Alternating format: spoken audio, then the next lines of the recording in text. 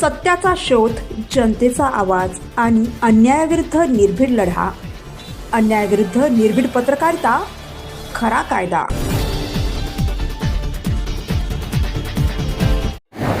आणि दरवर्षी अपघात जे रस्त्यावर रेग्युलरली त्याच्यामध्ये वाढ होत आहे.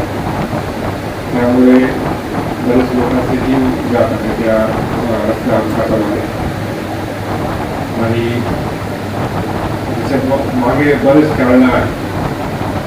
आज सर्वांना त्याच्यामध्ये बोलवण्यात गेला.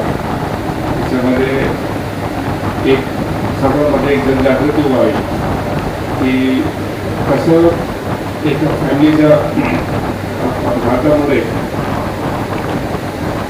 थोडंसं नेग्लिजन्स जे वाहतूक करताना थोडंसं नेग्लिजन्स केला तर त्याच्यामध्ये किती मोठा परिणाम होत होता आणि ज्या जीव गेला त्याच्या आणि त्याची फॅमिलीवर खूप मोठा परिणाम होतो. आजचा हे जो प्रोग्राम आहे त्याच्यामध्ये आता आपल्याकडे कॅपॅसिटी एवढी नाही आहे की तुम्हाला एक प्रतिनिधी म्हणून बोलवण्यात गेलेला आहे.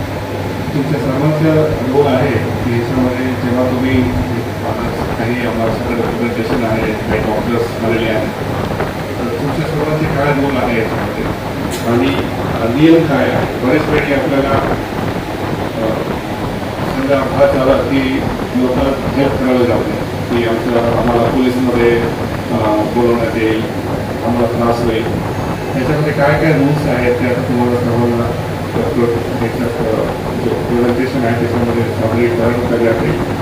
तुम्ही हे रूल्स बघा. आणि रस्ता अपघातामध्ये त्यामुळे आपण नक्कीच हेल्मेट खरेदी करून हेल्मेट वापरायचं आहे. त्यामुळे दुसरे कारण आहे अपघात होण्याचे, सीट बेल्ट न वापरणे. काय धोका होऊ शकतो? अपघातात पुढे फेकले जाणे, सीट बेल्ट नसल्यास विंडस्क्रीन डॅशबोर्डला धडक लागू शकते, डोक्याला व छातीला गंभीर दुखापत होते, वाहनातून बाहेर फेकले जाणे, जीवितहानीची शक्यता जास्त असते. एअरबॅगचा फायदा कमी होतो. सीट बेल्ट नसल्यास एअरबॅग प्रभावी काम करत नाहीत. कायदेशीर तरतूद, मोटार वाहन अधिनियमानुसार सीट बेल्ट नसल्यास त्याला 1000 रुपये दंड आकारले जाते.